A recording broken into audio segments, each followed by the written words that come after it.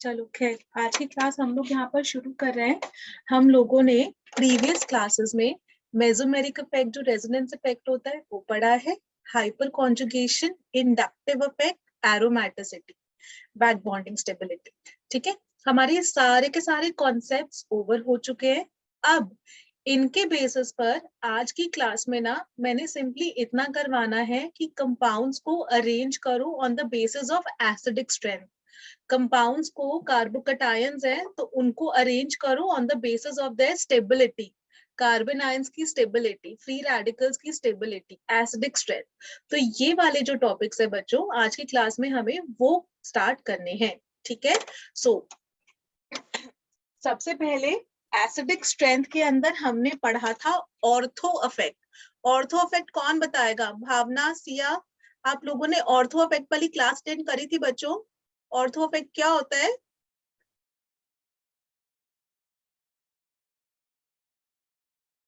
Ortho effect remember? Benzoic acid पर जब कोई ग्रुप लगा, बेंजोइक एसिड के हमने एक पढ़ा था बच्चों ऑर्थो इफेक्ट। ऑर्थो इफेक्ट का मतलब ये था कि ऑर्थो सब ड्यू टू ऑर्थो इफेक्ट हम लोग बोलते हैं कि ऑर्थो सब्स्टिट्यूटेड बेंजोइक एसिड्स की एसिडिक स्ट्रेंथ इंक्रीज हो जाती है। मतलब अगर हम आपसे पूछे कि ये बेंजोइक एसिड है बच्चों और ये भी बेंजोइक एसिड ही है, और इस बेंजोइक एसिड की ऑर्थो पोजीशन पर हमने कोई ग्रुप लगा दिया। सो जब भी ऑर्थो पोजीशन पर हम लोग कोई ग्रुप लगा देते हैं, ब्लर हो रहे क्या बार बार ही? यस बेंजोइक एसिड की ऑर्थो पोजीशन पर जब हम लोग कोई बल्कि ग्रुप लगा देते हैं तो वो ज्यादा एसिडिक हो जाता है, मतलब एसिडिक स्ट्रेंथ का ऑर्डर, तो that becomes more acidic as compare to बिना ऑर्थो पोजीशन पर। और उसका हमने रीजन भी एक्सप्लेन किया था लास्ट टू लास्ट क्लास में, आई थिंक ऑर्थो इफेक्ट समझा था। ठीक है, एसिडिक स्ट्रेंथ के लिए आपको क्या ध्यान रखना है? Ortho effect. तो कहीं पर भी आपको ऑर्थो इफेक्ट दिख रहा हो, मतलब बेंजोइक एसिड है, बेंजीन पे COOH, उसके ऑर्थो पोजीशन पर कोई बल्कि ग्रुप लगा हो, it can be any group. मतलब यहाँ पर मैं ऐसा एक ग्रुप की जगह ना G लिख देते हैं, and G can be anything accept hydrogen. Hydrogen होता है इसका मतलब कुछ लगा ही नहीं है, C6H6 वैसे ही होता है ना, ड्यूटीरियम, ट्रिटियम, OH,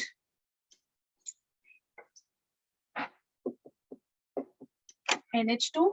ठीक है, और एक और था Cl। तो अगर हम ऑर्थो पोजीशन पर कोई बल्कि ग्रुप लगा दे एक्सेप्ट ये 6, तो ऑर्थो सब्स्टिट्यूटेड वाला बेंजोइक एसिड की एसिडिक स्ट्रेंथ इंक्रीज हो जाती है। ठीक है, याद आ गया? भावना, सिया, दिव्यांशु, रिमेंबर? याद आ गया बच्चों? Yes ma'am. ठीक है, चलो। सो ये था बच्चों अपना ऑर्थो इफेक्ट। उसके साथ साथ हमने हाइड्रोजन बॉन्डिंग वाला कवर किया था कि नहीं किया था? नाइट्रोफेनॉल्स वाला और कार्बोक्सिलिक एसिड्स वाला हाइड्रोजन बॉन्डिंग करा था कि बच्चों नहीं किया था हमने? मैम किया था। किया है, ठीक है। सो हाइड्रोजन बॉन्डिंग के बेसिस पर एसिडिक स्ट्रेंथ इंक्रीज भी हो सकती है और एसिडिक स्ट्रेंथ डिक्रीज भी हो सकती है। ठीक है, अब आपको पुराने नोट्स देखते हैं ना, आज पुराने नोट्स के बेसिस पर ही हम लोग एसिडिक स्ट्रेंथ पूरा कवर करें। ठीक है, आपको याद क्या रखना है कि कभी भी मैं कंपाउंड्स में बोलूं कि बेटा एसिडिक स्ट्रेंथ के बेसिस पर चेक करके मुझे मतलब एसिडिक स्ट्रेंथ चेक करो, बताओ किसकी एसिडिक स्ट्रेंथ ज्यादा होगी, किसकी कम होगी। तो सबसे पहले देखो -M हो, जहां पर -M ग्रुप लगा हो तो वो एसिडिक स्ट्रेंथ को बढ़ाता है। -M देखो, अगर -M ना हो तो -H देखो, हाइपर कॉन्जुगेशन। ठीक है, और अगर वो भी ना हो तब देखो -I। हाईएस्ट प्रायोरिटी -M की होती है, फिर -H -I, electron withdrawing group. वो अच्छा एसिड होता है जिसमें -M हो या -H हो या -I हो, ये सारे इलेक्ट्रॉन विड्रॉइंग वाले हैं। तो जब भी कोई भी मॉलिक्यूल है उससे H+ निकल गया तो अनायन बचा, और जो अनायन बना वो अनायन को इलेक्ट्रॉन विड्रॉइंग वाले ग्रुप्स स्टेबलाइज करते हैं, क्योंकि नेगेटिव चार्ज है, कहीं पर भी ठहरा हुआ चार्ज इज बैड। तो हमने अगर उसके पास इलेक्ट्रॉन विड्रॉइंग लगा दे तो वो नेगेटिव चार्ज की इंटेंसिटी कम कर देगा, घटा देगा, तो फिर वो एसिडिक स्ट्रेंथ इंक्रीज करता है।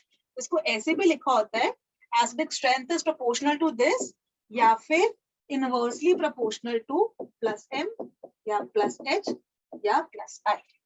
ठीक है, याद आ गया बच्चों? अब मैं क्वेश्चन स्टार्ट करूं, अब मैं क्वेश्चन स्टार्ट कर रही हूँ फिर, ठीक है। वेरी वेरी वेरी इंपॉर्टेंट इसके अंदर ऑर्थो पे वो मैंने बता दिया, हाइड्रोजन बॉन्डिंग भी आप लोग को पता है। एक हैलोजेंस वाला, आई एम श्योर मैंने आपको बताया होगा, हैलोजेंस के लिए अगर आप -I इलेक्ट्रॉन विड्रॉइंग नेचर के टर्म्स में लिखे तो फ्लोरीन मोस्ट इलेक्ट्रॉन विड्रॉइंग होता है, फिर क्लोरीन, फिर ब्रोमीन, फिर आयोडीन। ठीक है, -I का ऑर्डर, जब इंडक्टिव स्ट्रेंथ बताई थी तो इंडक्टिव नेचर, तो उसके बेस पर मैंने लिखवाया था इंडक्शन पे। और जब हम +M की बात करते हैं इलेक्ट्रॉन डोनेटिंग ग्रुप, तो क्योंकि हैलोजेंस है उनके ऊपर लोन पेयर्स होते हैं, तो इलेक्ट्रॉन डोनेटिंग में भी fluorine greater than chlorine greater than bromine greater than iodine, इसमें भी यही ऑर्डर चलता है।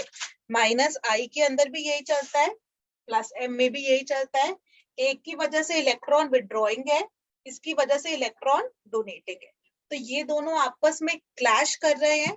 तो जब कभी ऐसा हो कि ये दोनों ग्रुप्स के बेसिस पर आपको जज करना है, तो हम लोग ओवरऑल विड्रॉइंग नेचर जो कहते हैं वो आता है fluorine less than chlorine less than bromine. ठीक है, ये हमारी ओवरऑल विड्रॉइंग नेचर आती है। ये प्लीज आप लोग नोट डाउन कर लो, फिर हम लोग एसिडिक स्ट्रेंथ के क्वेश्चन स्टार्ट कर रहे हैं।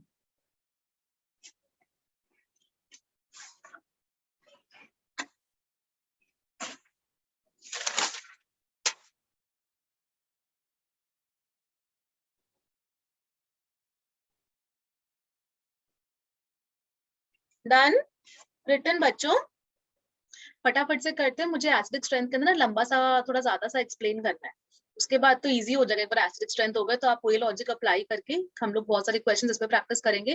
फिर कार्बोकैटायन कार्बन आयन स्टेबिलिटी में टेंशन नहीं होगी, लेकिन इसके मैं बहुत सारे क्वेश्चन करवाना चाहती हूँ। डन है बच्चों? ठीक है, मैं आगे बढ़ रही हूँ। ओके, अब यहाँ पर मैं लिख रही हूँ क्वेश्चंस। क्वेश्चन नंबर 1,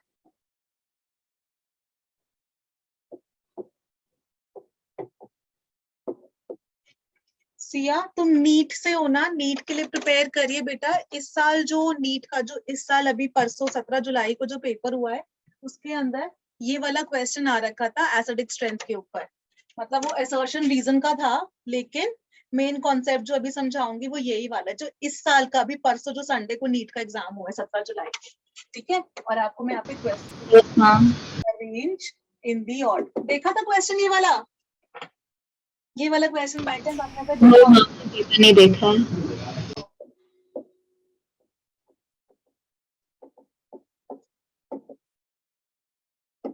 पेस की वेबसाइट पे जो है ना, आपको नीट का कंप्लीट सॉल्यूशन वाला पेपर भी मिल जाएगा जो इस साल का हुआ है, सारे जो क्वेश्चंस थे और उनके सॉल्यूशन भी, तो आप वहां से भी देख सकते हो। और नहीं तो मुझे एक बार व्हाट्सएप पे हेलो लिख दियो, मैं तुमको नीट का पेपर विद सॉल्यूशन भेज दूंगी, ठीक है, जो इस साल का था। खैर बच्चों, आपको अरेंज करना है इसको एसिडिक स्ट्रेंथ के ऑर्डर में। This is orthonitrophenol, metanitrophenol, paranitrophenol. ये वाला है बच्चों, तो जल्दी से अरेंज करो।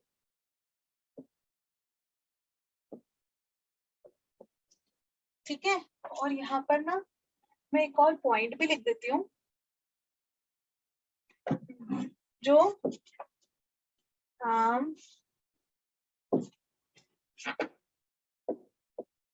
हाइड्रोजन बॉन्डिंग कैन इंक्रीज और decrease the acidic strength. Hydrogen bonding की वजह से ना एसिडिक स्ट्रेंथ इंक्रीज भी हो सकती है और डिक्रीज भी हो सकती है। ठीक है, ओके, अब ये वाला अटेम्प्ट करो।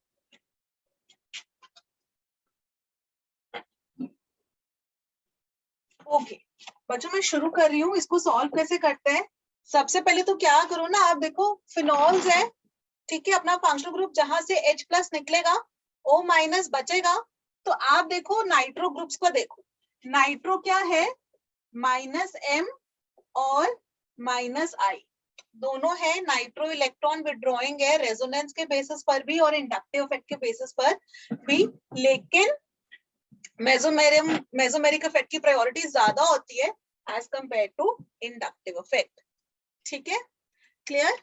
अच्छा, जब ये मेटा पर है तो भावना यहाँ -M लिखूंगी कि केवल -I लिखूंगी? -I। सिर्फ -I, वेरी गुड। और यहाँ भावना क्या लिखूंगी, -M लिखूंगी कि -I की दोनों? दोनों। दोनों। और प्रायोरिटी किसकी ज्यादा? -M। -M, very good. ठीक है, अच्छा, अब बच्चों देखो, ये ऑर्थो वाला है, ये मेटा वाला और ये पैरा वाला। ठीक है, सो देखो यहाँ पर तो -I कैसा, यहाँ पर तो -M है, तो जितना ज्यादा -M अच्छा उतना ज्यादा मोर एसिडिक। तो अब हमको ऑर्थो और पैरा में कंफ्यूजन है कि कौन सा ज्यादा अच्छा एसिडिक होगा, कौन सा लेस एसिडिक होगा। सो अब हम कैसे इसको जज करते हैं, यहाँ पर ना हाइड्रोजन बॉन्डिंग हो रही है। सो एक्सप्लेन हाइड्रोजन बॉन्डिंग हो कैसे रही है। फिनॉल और यहाँ NO- डबल बॉन्ड O और N पे प्लस चार्ज, क्योंकि N ने 4 बॉन्ड्स बनाए। ठीक है, सो ये O- और H ना ऐसे करके हाइड्रोजन बॉन्ड बना रहे होते हैं। 1 2 3 4 5 6, देखो 1 2 3 4 5 6 मेंबर्ड रिंग, वेरी स्टेबल। ठीक है, और क्योंकि ये विद इन द मॉलिक्यूल है ना, तो इसको हम बोलते हैं इंट्रामॉलिक्यूलर हाइड्रोजन बॉन्डिंग। ठीक है, सो ऑर्थो में होती है, मेटा में नहीं होती हाइड्रोजन बॉन्डिंग। ठीक है, क्योंकि वहां पे 6 से ज्यादा मेंबर की रिंग बन रही है, वो खुद ही अनस्टेबल है, हटा दो उसको। ठीक है, अब पैरा में देखो, पैरा में OH, ठीक है, और पैरा में क्या हुआ, उसी के साथ ना यहाँ पर एक और मॉलिक्यूल जोड़ दो,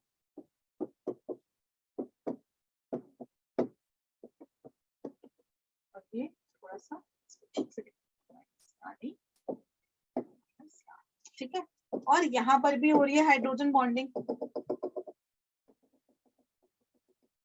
यहाँ 2 मॉलिक्यूल्स के बीच में हाइड्रोजन बॉन्डिंग हो रही है, तो इसको बोलते हैं इंटरमॉलिक्यूलर हाइड्रोजन बॉन्डिंग। ठीक है, तो देखो जब भी हाइड्रोजन बॉन्डिंग हुई ना, सो एक सेकेंड, हाँ,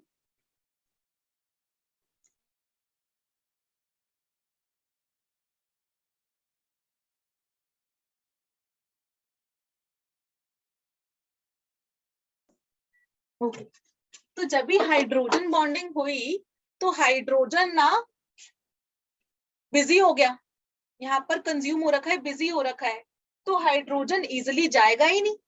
ठीक है, अब यहाँ पर भी हाइड्रोजन व्यस्त है, यहाँ पर भी हाइड्रोजन व्यस्त है, बट ये वाला बॉन्ड जो इंटरमॉलिक्यूलर होता है ना, 2 मॉलिक्यूल्स के बीच में, ये वाला हाइड्रोजन बॉन्ड थोड़ा सा वीक होता है, ये वाला हाइड्रोजन बॉन्ड बहुत स्ट्रांग होता है। अगर ये बहुत स्ट्रांग है ना, तो O माइनस और H सब कस के पकड़ कर बैठे हुए एक दूसरे को, उनको जो है आपको दूर करना बहुत कठिन है।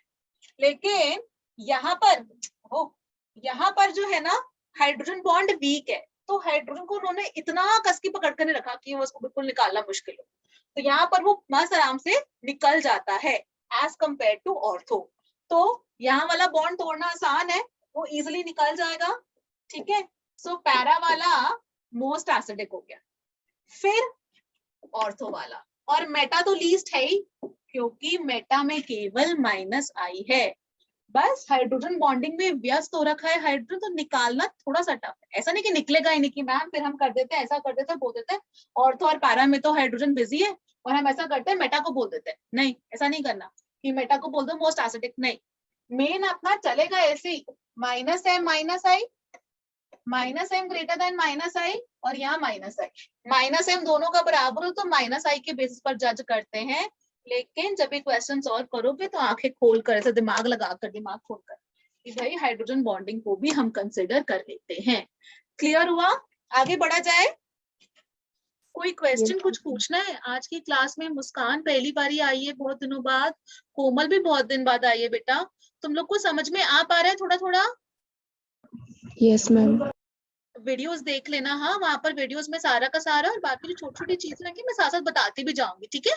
कुछ भी हो तो मुझे बोल देना कि मैम ये वाला समझा दो, हेजिटेट नहीं करना, है ना। Yes ma'am. नेक्स्ट क्वेश्चन पे आऊं मैं बच्चों, नेक्स्ट पेज पे चल रही हूँ, ठीक है। नेक्स्ट पेज, नेक्स्ट क्वेश्चन, अब हटो हटो हटो हटो हटो, क्वेश्चन नंबर 2, ठीक है। सो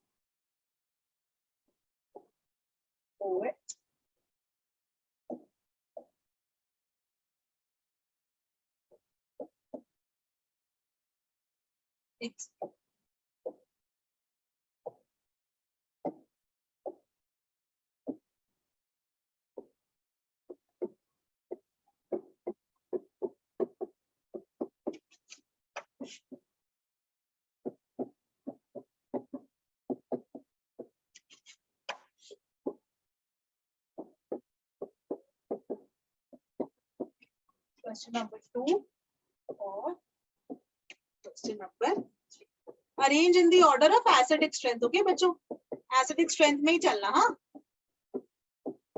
आपको अरेंज करना है।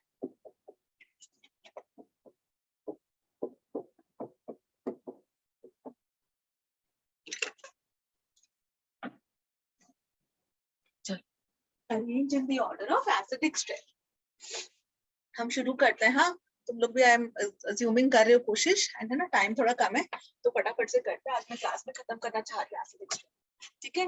यहाँ पर क्या लगेगा भावना, जो पहला वाला क्वेश्चन देख, minus I minus M minus H, क्या लगाऊं बेटा? Minus I and plus M. Minus I plus M लगाना चाहिए, मेटा पोजीशन है, जो रेजोनेंस होती है वो कहाँ वर्क करती है? ऑर्थो और पैरा पे। Yes ma'am. और ये मेटा है तो प्लस एम लगाऊं कि ना लगाऊं बेटा? No ma'am. नो, ठीक है। सेम इधर भी minus I minus I minus आई। सो बच्चों हमने क्या किया ना, जो प्लस एम माइनस एम जो इफेक्ट होता है ना, मेसोमेरिक इफेक्ट, वो केवल ऑर्थो और पैरा पे ऑपरेट करता है, ठीक है। और यहाँ सिर्फ मेटा है, मेटा पे केवल माइनस आई लगाना है। मुस्कान और कोमल बच्चों ये वाली बात समझ में आई? Yes ma'am. गुड, ठीक है। अच्छा तो आपने माइनस आई लगा दिया, अब जिसका माइनस आई अच्छा वो ज्यादा एसिडिक होगा। किसका माइनस आई सबसे अच्छा है? फ्लोरीन का, मोस्ट इलेक्ट्रॉन विड्रॉइंग, फिर क्लोरीन वाला, फिर ब्रोमीन वाला, फिर आयोडीन। तो ये हो गया हमारा एसिडिक स्ट्रेंथ का ऑर्डर। क्लियर है एवरीवन? Yes ma'am. ओके चल, अब हम करते हैं ये वाला। अब सिया यहाँ पर ना ये पैरा पोजीशन पर है, यहाँ पर माइनस आई लगाऊं और प्लस एम लगाऊं, दोनों लगाऊं कि सिर्फ एक लगाऊं? मैम दोनों। दोनों लगेंगे, है ना, वेरी गुड। और यहाँ पर भी माइनस आई और, अच्छा ऐसा करके माइनस आई भी है प्लस एम भी है, माइनस आई भी है प्लस एम भी, minus I plus M, minus I plus M. अभी सुनना हाँ ध्यान से, हैलोजेंस के केस में सिर्फ हैलोजेंस हमारी एक्सेप्शन है कि इनका माइनस आई ज्यादा होता है प्लस एम के कंपैरिजन में। हैलोजेंस के लिए माइनस आई का वैल्यू ज्यादा होता है as compare to plus M. तो माइनस आई की वजह से वो इलेक्ट्रॉन विड्रॉइंगे, प्लस एम की वजह से इलेक्ट्रॉन डोनेटिंग है।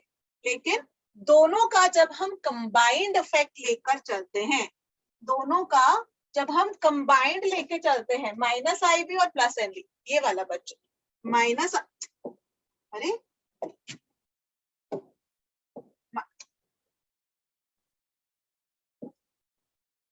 मक्खी मक्खी है क्या?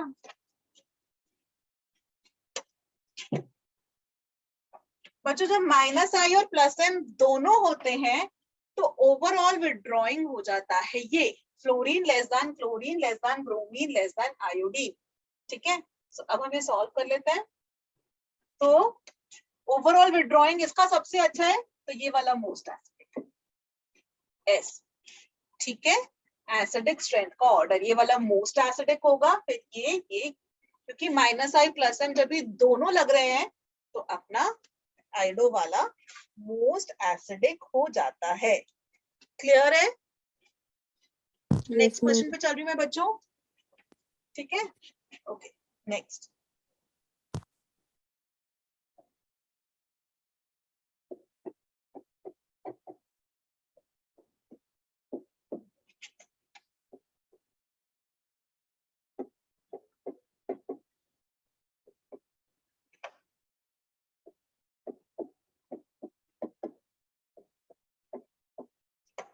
Arrange in the order of acidic strength. Acidic strength के ऑर्डर में आपको अरेंज करना है। प्लीज कोशिश करो।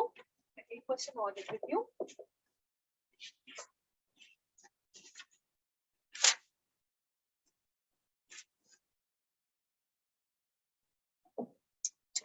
पहला वाला सॉल्व कर रहे हैं।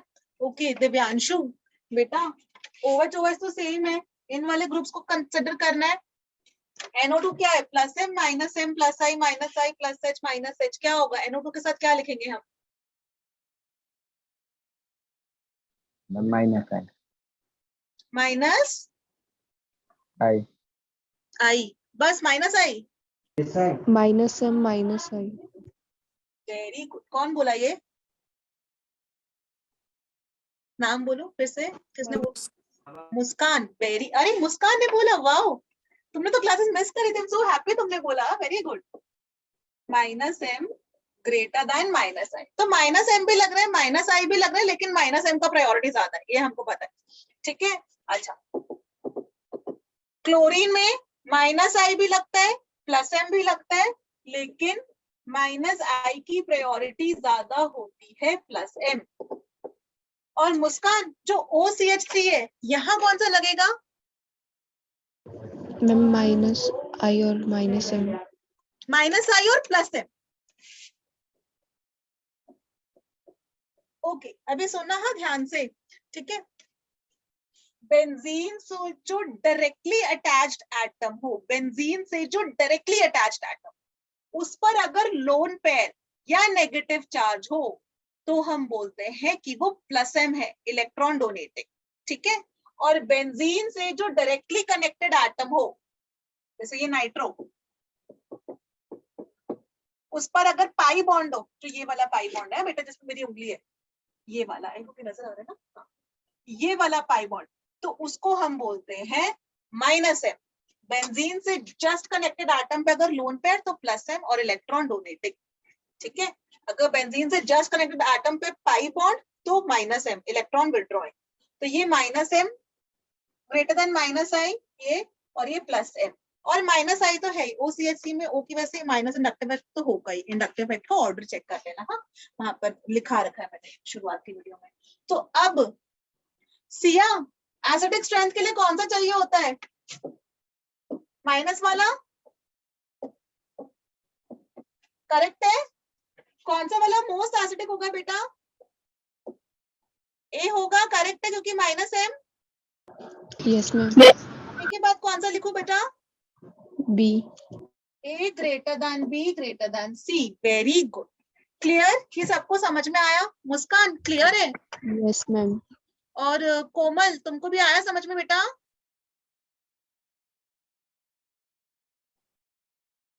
चलो खैर, ओके। अब ये वाला देखो, अब ये वाले को कौन सॉल्व करेगा? ये पुराने वाले बच्चे सॉल्व कर सकते हैं। ऑर्थो इफेक्ट लगाओ। देखो CO तो सेम है, वहीं से H प्लस निकलना है। यहाँ पर CH3 है, यहाँ पर CH3, यहाँ पर CH3।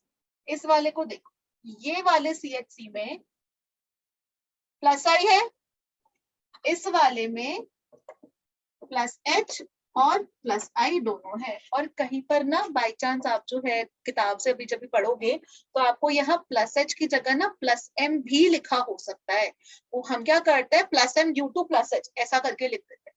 मतलब ऐसा मैं यहाँ पर जो है ना कई जगह आपको लिख रहा हूँ plus M due two plus H, बात एक ही है, ठीक है। तो मैं डायरेक्टली प्लस H लिख दिया because that is more accurate of course, ठीक है। सो अच्छा, अब हमें एसिडिक स्ट्रेंथ के लिए क्या चाहिए? माइनस वाले चाहिए थे इलेक्ट्रॉन विड्रॉइंग, ये भी इलेक्ट्रॉन डोनेटिंग प्लस है, ये भी इलेक्ट्रॉन डोनेटिंग, दोनों के दोनों इलेक्ट्रॉन डोनेटिंग वाले हैं, विच इज बैड। तो ये दोनों ही एसिडिक स्ट्रेंथ को घटा रहे हैं। यहाँ पर भी देखो, यहाँ पर प्लस H प्लस I तो सब कुछ ठीक है, लेकिन बेंजोइक एसिड के ऑर्थो पोजीशन पर अगर कोई बल्कि ग्रुप लगा हो तो वहां ऑर्थो इफेक्ट लग जाता है।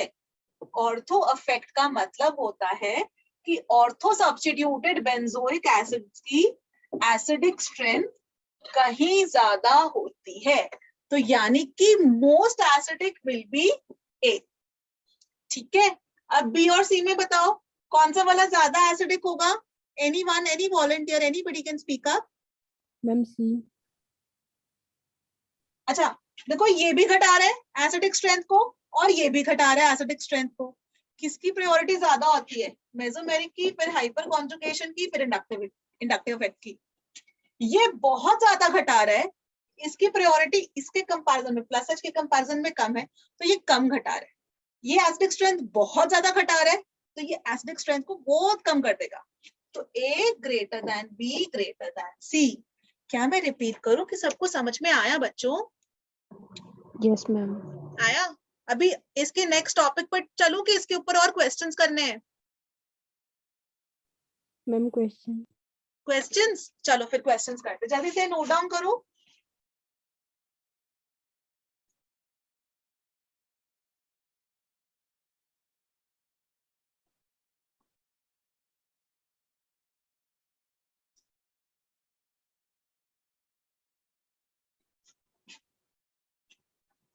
कौन सा वाला? 5 हो गए ना, 6।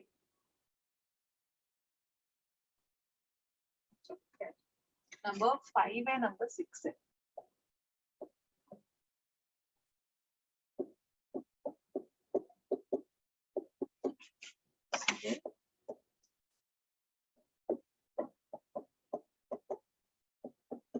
Cn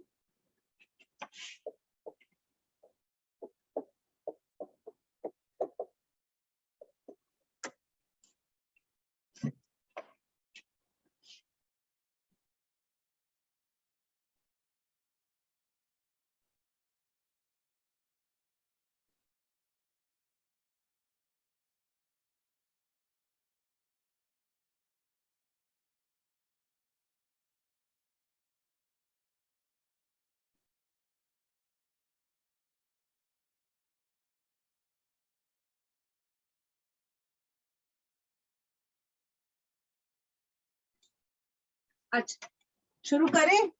कौन बताएगा? एनी वॉलंटियर जो बोल रहा है बच्चा, मतलब जो I would like to attempt, हम कोशिश करेंगे। कोई जना हेल्प करो मेरी प्लीज। अरे तुम लोग पता है ऐसा आंसर दे तो मुझे कितना अच्छा लगता है कि अरे बच्चों को समझ में आ रहा है। अच्छा बताओ, यहाँ पर तो COH ortho substituted benzoic acid है, ऑर्थो इफेक्ट लगेगा? Yes, ma'am. ऑर्थो इफेक्ट लगेगा, तो यहाँ तो मैं सिंपली ऑर्थो इफेक्ट लिख देती हूँ, ठीक है। चलो बहुत बढ़िया। अब Cl यहाँ पर मेटा पर है, मेटा पर कौन सा इफेक्ट लिखूं? Minus I. माइनस I, है ना? Very good. और यहाँ पर -i प्लस m। -i और +m दोनों है, लेकिन हैलोजेंस के केस में हमको पता है -i is greater than +m। -i कहीं ज्यादा होता है +m के कंपैरिजन में। सो अगर मैं इसको A नाम दे दूं, इसको B, इसको C, तो एसिडिक स्ट्रेंथ A तो सबसे ज्यादा एसिडिक होगा, और Yes, B और C को भी आपको -i के टर्म्स में ही देखना है, क्योंकि -i की प्रायोरिटी ज्यादा है उधर। तो इसका -i बेटर है क्योंकि पास है, क्योंकि इंडक्टिव इफेक्ट तो डिस्टेंस डिपेंडेंट होता है ना। ये दो मतलब सेकंड कार्बन पर है, ये थर्ड कार्बन पर है, तो इसका -i ज्यादा अच्छा है। -i ज्यादा अच्छा तो एसिडिक स्ट्रेंथ ज्यादा अच्छी, because acidic strength is directly proportional to -m -h -i। तो फिर A सबसे ज्यादा एसिडिक होगा, फिर B, फिर C। क्या ये क्लियर है? नेक्स्ट पे चले। yes ma'am. चलो ओके, ये वाला करते हैं। यहाँ पर भी ऑर्थोपेट लिख दूं डायरेक्टली, वो तो टेंशन ही खत्म सीधा। मैम इसका A ग्रेटर देन C अब ग्रेटर देन B। क्या क्या क्या? A greater than C greater than B। अच्छा एक सेकेंड, मुझे भी आंसर नहीं पता, मैं भी साथ साथ ही सॉल्व कर रही होती हूँ। अच्छा यहाँ पर क्या लगाऊं? -i, Yes ma'am. और यहाँ पर -m ग्रेटर देन -i, ठीक है? -m greater than A, B, ये तो ऑर्थो अफेक्ट की वजह से मोस्ट एसिडिक, तो ये तो सबसे ज्यादा एसिडिक होगा।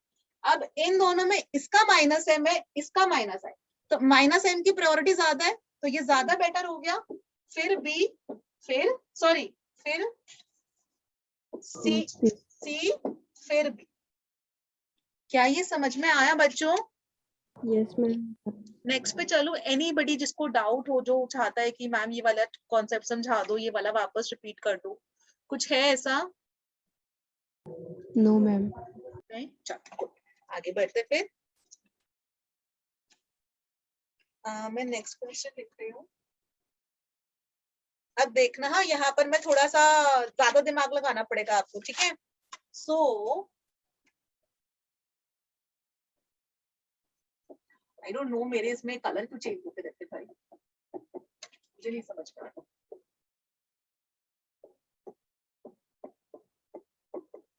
एक ऑर्थो पे लगाया, एक पैरा पे। Arrange in the order of acidic strength, एक ऑर्थो पे लगा दिया और एक पैरा पे। अच्छा okay, question number 5, 6, 7, 8। Question number 8।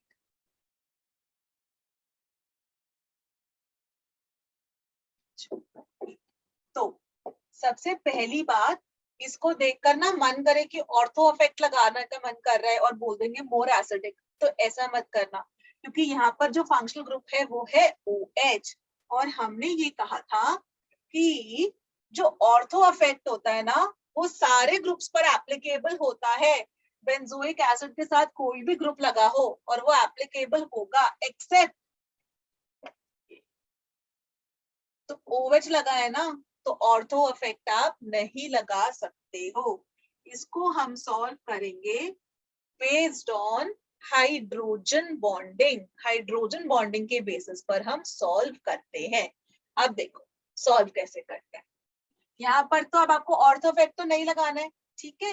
अब ऐसा करते हैं कि यहाँ पर ना H+ निकालते हैं। H+ कहाँ से निकलेगा? सबसे पहला तो सवाल आता है ये कि H+ मैम हम COO- बनाए या ये OH का O- बनाए, तो आप यहाँ से H+ निकालते हो।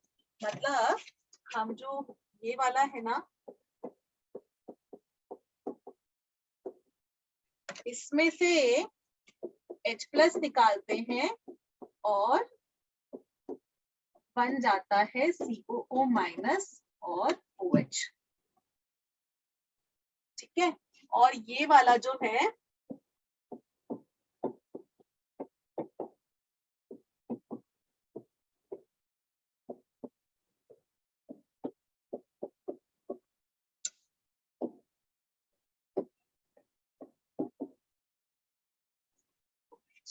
ठीक है, और H+।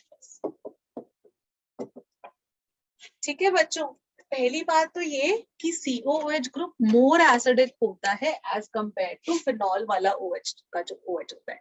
ठीक है, रीजन बीइंग ना, क्योंकि जब यहाँ से COO- बनता है तो इसमें ना रेजोनेंस हो रही होती है, C डबल बॉन्ड O है तो हो रही होती है रेजोनेंस O- और ऐसे करके, तो O पर नेगेटिव चार्ज जा रहा है।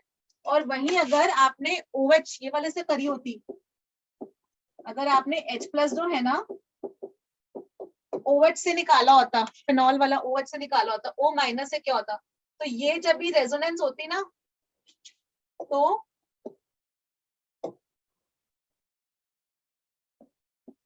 तो जब भी रेजोनेंस होती तो ये ऐसे और ये ऐसे नेगेटिव चार्ज आ रहा होता ऑन कार्बन। इसमें रेजोनेंस होने पर नेगेटिव चार्ज आता ऑन कार्बन और यहाँ पर नेगेटिव चार्ज आ रहा है ऑन ऑक्सीजन। ऑफ कोर्स ये ज्यादा स्टेबल है, ऑफ कोर्स ये लेस स्टेबल है। पहली बात तो ये, तो इसलिए आपको यहीं से बनाना है। ठीक है, COOH से ही H+ निकालना है।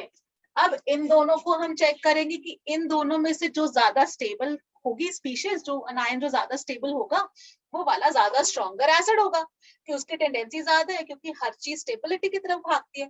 तो ये बोलेगा कि मैं फटाक से H+ निकाल कर ये बना लेता हूँ, ये ज्यादा स्टेबल है। क्यों ये, अच्छा अभी तो मैंने रीजन बताया ही नहीं है। सो इसमें समझते हैं कि हो क्या रहा है। इसके अंदर आपने यहाँ से सॉरी, ठीक है, तो इसमें आपने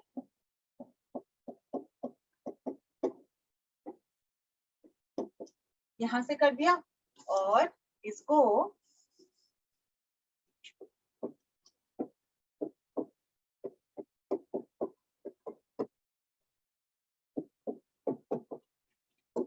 +H, यहाँ पर आपने ऐसे पैरा में से भी निकाल दिया, तो होगा क्या ना, यहाँ हो जाती है हाइड्रोजन बॉन्डिंग। हाइड्रोजन बॉन्डिंग से दिस बिकम्स वेरी स्टेबल। और ये वाली हाइड्रोजन बॉन्डिंग कौन सी होती है, इंट्रा मॉलिक्यूलर, है ना, क्योंकि विद इन द मॉलिक्यूल हो रही है। और इस वाले में क्या होगा ना,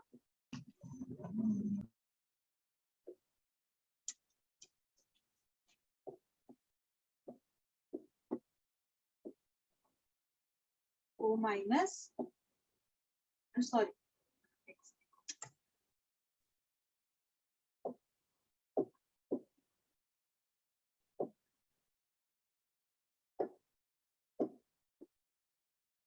C डबल बॉन्ड O- और यहाँ पर, और यहाँ पर हो रही होगी ना बच्चों इंटरमॉलिक्यूलर हाइड्रोजन बॉन्डिंग।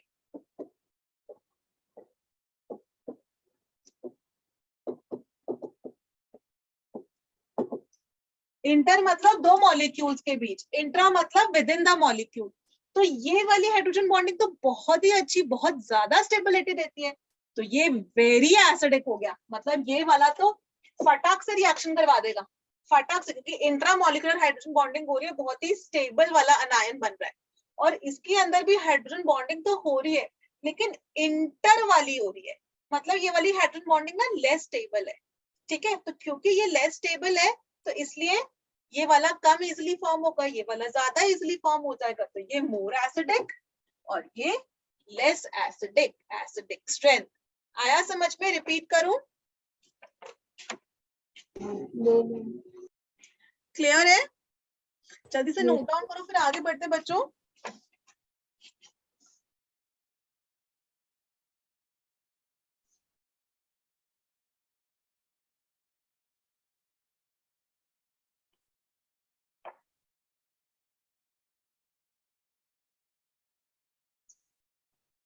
क्लियर? सो हाइड्रोक्सी बेंजोइक एसिड में ऑर्थो और पैरा हो तो ऑर्थो वाला ज्यादा एसिडिक होगा एज कंपेयर टू पैरा वाला। ठीक है, मैं नेक्स्ट क्वेश्चन पे चल रही हूँ, number 8। I am going on the next page, I hope सबने नोट डाउन कर लिया है। ठीक है, सो नंबर 9,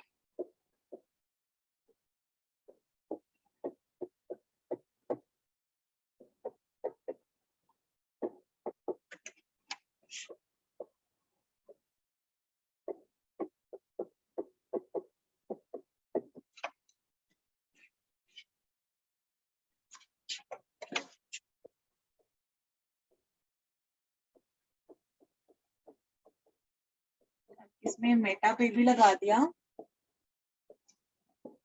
और इसमें पैरा पर भी लगा दिया। Arrange in the order of acidic strength.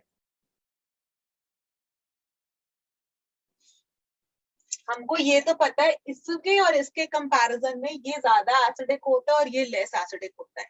अब हमें चेक करना है कि इन दोनों के बीच में कहीं ये या ये कुछ आ तो नहीं रहा है। इन चारों को अरेंज करना है in the order of acidic strength.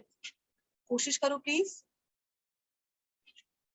OH है तो ऑर्थो इफेक्ट नहीं लगा सकते आप। यहाँ पर जो है दो जगह से हाइड्रोजन बॉन्डिंग इज पॉसिबल। दो जगह से हाइड्रोजन बॉन्डिंग इज पॉसिबल। तो वेरी वेरी स्टेबल, बहुत स्टेबल होगा इसका अनायन। यहाँ पर तो एक जगह से ही हाइड्रोजन बॉन्डिंग पॉसिबल है, ठीक है। और यहाँ पर हम मेटा और पैरा पर देखो हाइड्रोजन बॉन्ड इस पे इंट्रा है, ठीक है। इंटर वाली होगी इसमें, तो इंट्रा ही बेस्ट होती है।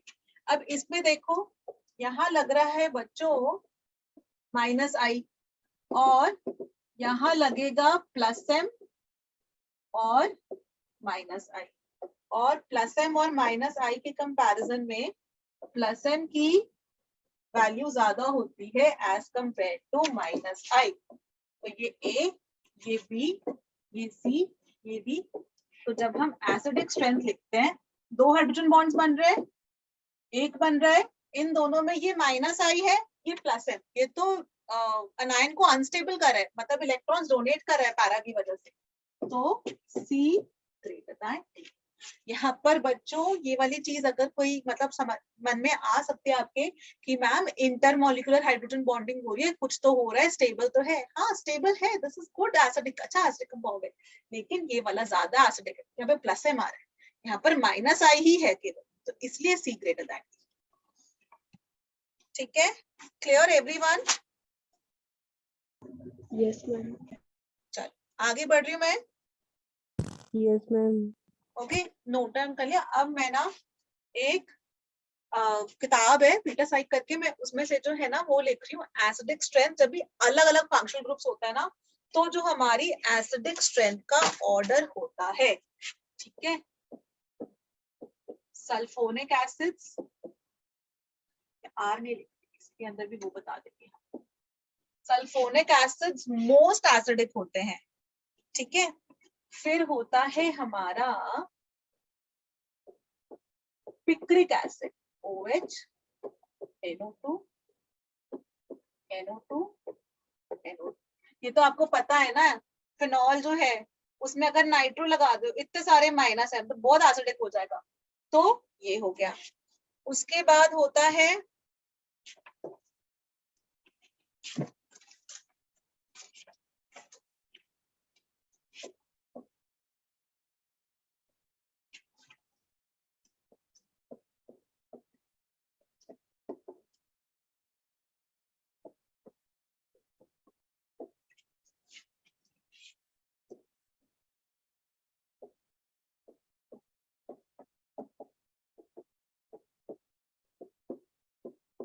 यहाँ पे 3 नाइट्रो थे, ट्राई नाइट्रोफिनॉल वेरी एसिडिक, और यहाँ पर डाई नाइट्रोफिनॉल है, ठीक है।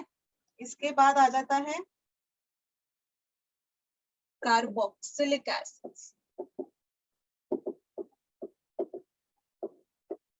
कार्बोक्सिलिक एसिड के बाद कार्बोनिक एसिड, उसके बाद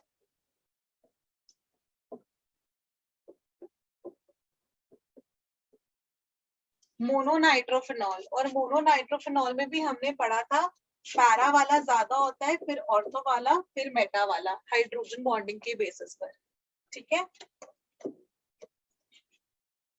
और मतलब मैंने ना यहाँ पर ये इसकी जगह मोनोनाइट्रोफिनॉल लिख देती हूँ, मैंने फिर वही बना रखा है ना, मोनोनाइट्रोफिनॉल, ठीक है। अच्छा, फिर आपका सिंपली फिनॉल, फिर अमोनियम आयंस, फिर सारे अल्कोहल्स में मेथनॉल सबसे ज्यादा एसिडिक होता है, वाटर से ज्यादा एसिडिक होता है, फिर बाकी अल्कोहल्स, कोई भी, मतलब मेथनॉल फिर वाटर फिर एथेनॉल, प्रोपेनॉल, ब्यूटेनॉल एंड वो सारे के सारे, ठीक है। अल्कोहल्स हो गए, और थोड़ा सा मुझे इसे ऊपर करना पड़ेगा।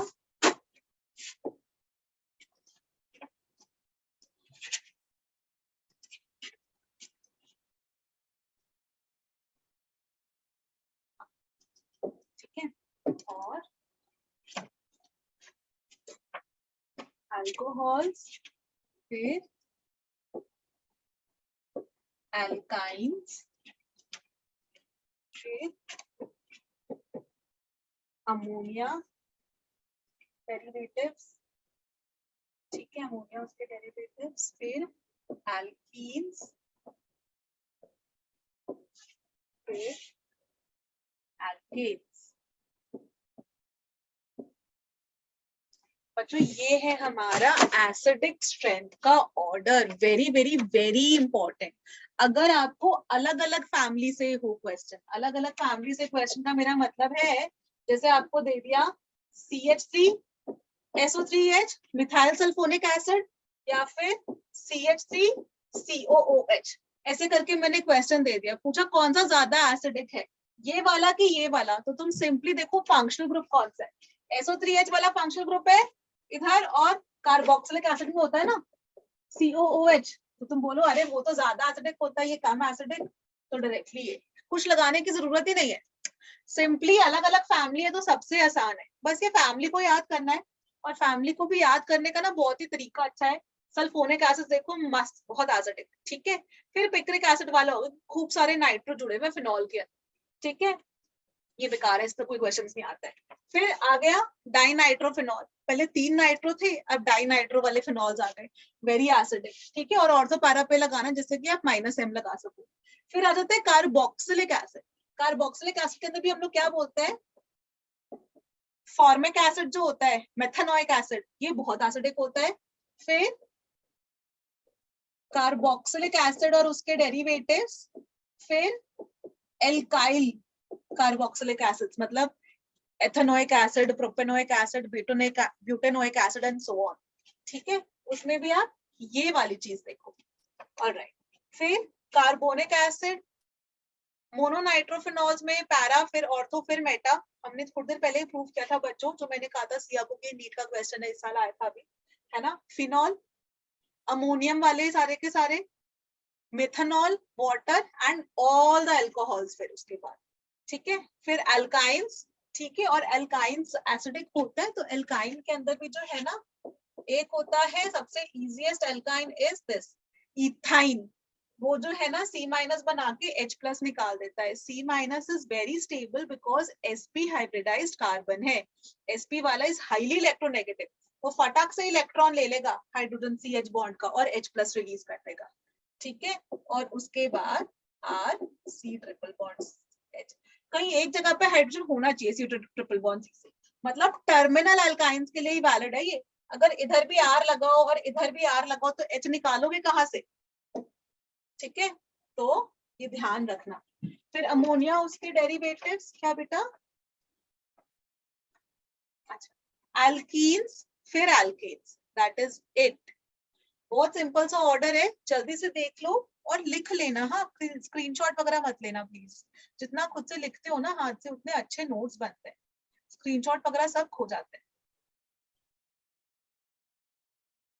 मैं क्वेश्चन दूंगा, नोट डाउन कर लिया, नेक्स्ट पेज पे चल रहे हैं हम।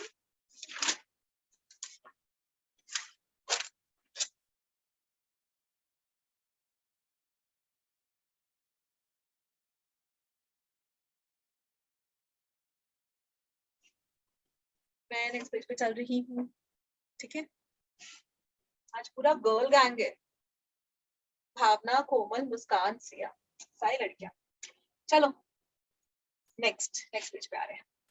सो क्वेश्चन नंबर 1,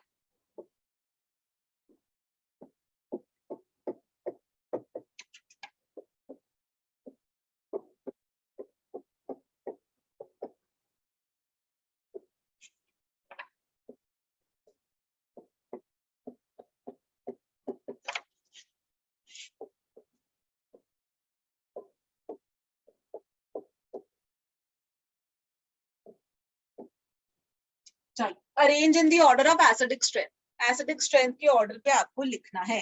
थोड़ा सा सोचो, दिमाग लगाओ।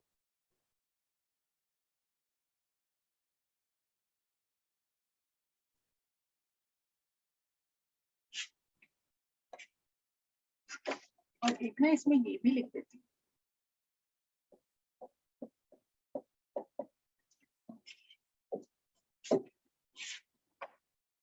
2 मिनट के लिए सोच लो, then I will start solving.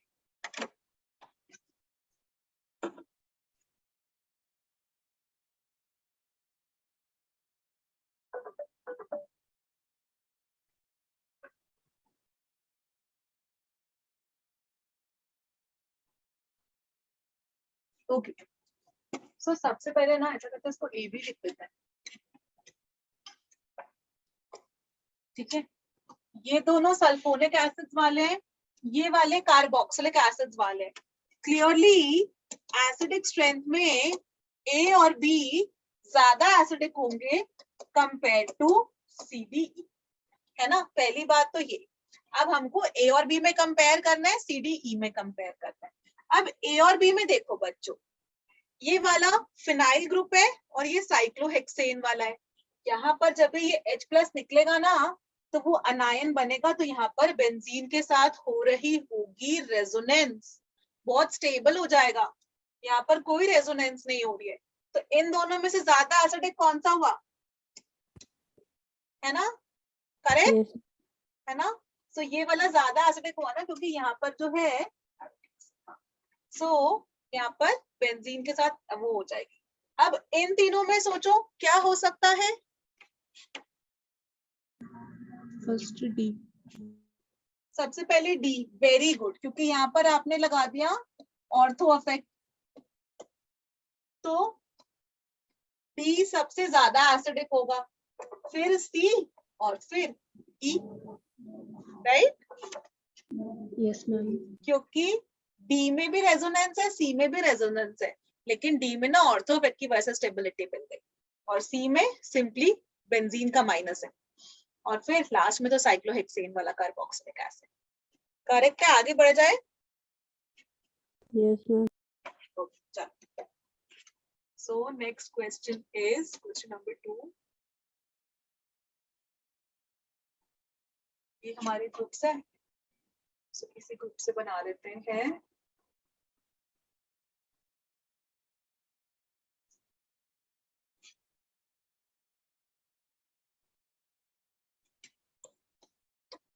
C2H5, C2OH, फिर C2H5OH, ethanol, C2H5SO3H, और एक अलग से मैंने लिख दिया HCl या HNO3। अब सोचो, A, B, C, D, nitric acid तो कहीं पर भी नहीं लिखा था, वहां पर में मैंने, और यहाँ मैंने नाइट्रिक एसिड लिख दिया। तो बच्चों नाइट्रिक एसिड जो है ना, it is a mineral acid, HNO3, HCl, H2SO4, HCl, HBr, HI, HF, ये सारे के सारे acids are very very very strong. तो कभी भी आपको डाउट हो ना, तो सबसे पहले नाइट्रिक एसिड लिख दो। E is most acidic, that is it, क्योंकि मिनरल एसिड है। अब बाकियों में कंपेयर करो, जल्दी से सोचो, आंसर बताओ, वेरी इजी क्वेश्चन। C2H5SO3H। हाँ, तो वो हो गया कौन सा, डी वाला। फिर CH2OH। फिर ये C2COH। ए, फिर C। ये भी कट गया, ये भी कट गया, ये भी कट गया, ये दोनों बचे। C। क्लियर बच्चों, समझ में आ गया। Yes ma'am. Yes ma'am. अब इसके अंदर ना एक मेरा लास्ट बचा है, ये खत्म हो जाएगा, इसके अंदर हम आपसे ना एक क्वेश्चन पूछ रहे हैं। ओके, सो बच्चों हम ना आपसे क्वेश्चन पूछ रहे हैं, सो एक सेकेंड ना, मुझे क्वेश्चन फ्रेम करने का 2 सेकेंड देना। H2SO4 plus NaOH gives NaHSO4 नहीं NaCl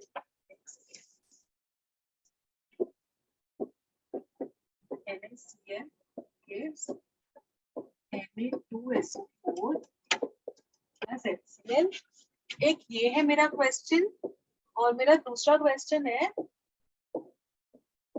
Na2SO4 plus HCl is H2SO4 plus। हाँ बच्चों, ये रिएक्शंस को ना मैंने पलट के लिख दिया है इधर, ठीक है। बढ़िया।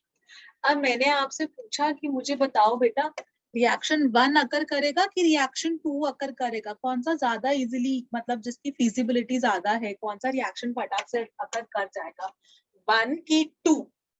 तो आप कैसे डिसाइड करोगे? तो उसके लिए ना एक बहुत सिंपल सा तरीका है। आप ये बोलोगे कि मैम रिएक्शन हमेशा ना स्ट्रॉन्गर एसिड से वीकर एसिड की तरफ जाना चाहता है। स्ट्रॉन्ग वाला क्योंकि बहुत स्ट्रॉन्ग है ना, वो फटाक से ना रिएक्ट होना चाहता है, मतलब वो H+ देना चाहता है। वीक एसिड वाला होता है कोई बात नहीं, हम देंगे नहीं देंगे, उसको इतना चिंता नहीं है। स्ट्रॉन्ग एसिड जो है ना, उसकी बहुत ज्यादा इच्छा है मैं फटाक से H+ दे दूं। तो रिएक्शन हमेशा स्ट्रॉन्ग एसिड से वीक एसिड की तरफ चलता है। और हमको ना H2SO4 और HCl में पता है सल्फ्यूरिक एसिड ज्यादा स्ट्रॉन्ग होता है, हाइड्रोक्लोरिक एसिड वीक होता है। तो ये वाला है स्ट्रॉन्ग एसिड, ये वाला है वीक एसिड, और यहाँ पर भी लिख लेते हैं,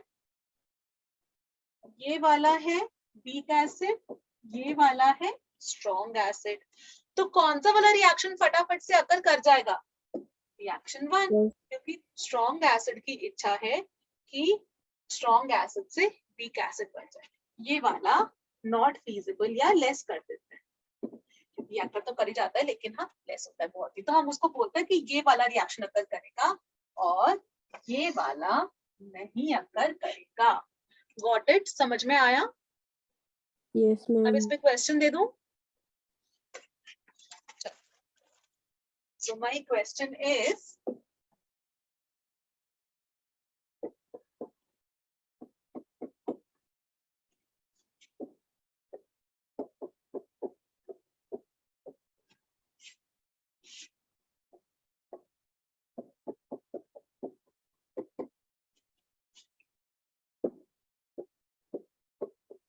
will this reaction occur or not?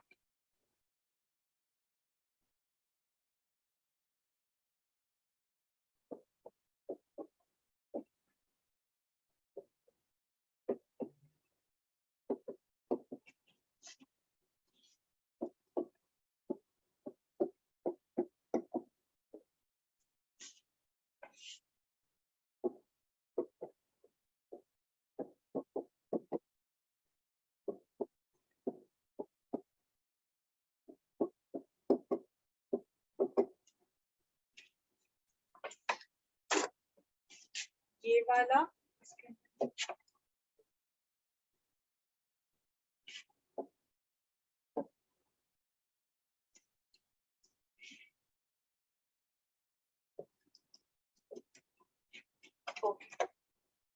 चलो, इसमें देखो बच्चों, चेक करो कि इधर एसिड कौन सा है, ये भी एसिड है, ये भी एसिड है, और वाटर और एल्काइंस में कौन सा ज्यादा एसिडिक होता है, कौन सा लेस एसिडिक होता है? वाटर फिर अल्काइंस। तो वाटर और अल्काइंस में वाटर स्ट्रॉन्गर एसिड है, ये वीकर एसिड है। अब बताओ रिएक्शन अकर करेगा कि नहीं करेगा? मैम करेगा। करेगा, रिएक्शन अकर कर जाएगा। और इधर ये और ये, फिनॉल वीक एसिड है और ये स्ट्रॉन्ग एसिड है। वीक एसिड वो स्ट्रॉन्ग एसिड, ये वाला रिएक्शन अकर करेगा कि नहीं करेगा? नहीं नहीं करेगा। करेगा। वीक से स्ट्रॉन्ग में नहीं जाएगा ना, स्ट्रॉन्ग से वीक की तरफ जाएगा ना। क्लियर? Yes, ma'am. समझ में आ गया? Yes, ma'am.